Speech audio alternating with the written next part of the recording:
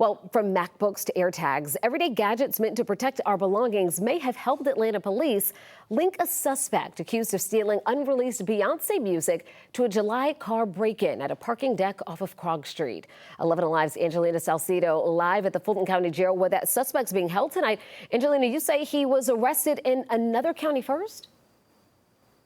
Yeah, Hateville police actually made the arrest in this case. That's because they responded to his home for a domestic incident involving his sister at the end of August. That's when they realized that he had a warrant out for his arrest here in Atlanta that was connected to this case involving Beyoncé's unreleased music. What Evans didn't know and didn't understand was that MacBook Pro that he allegedly stole that day as well led detectives straight to him.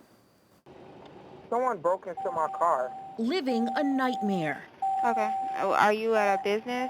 No. I was parked at in the garage while I went to a restaurant, but they stole like my computers and everything, but it has a tracker on it. Christopher Grant and DeAndre Blue find themselves stuck and in shock. Both employees for Beyoncé in town to help choreograph and plan her Cowboy Carter tour stop.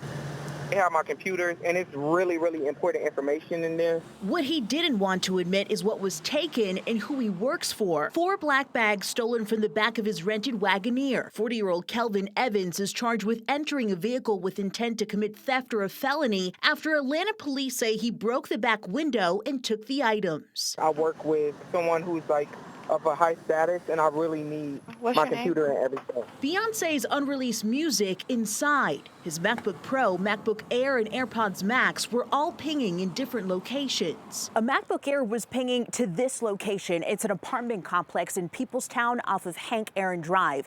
These warrants show that Evans met a family member here to unload those 4 bags of things that he had stolen out of the car.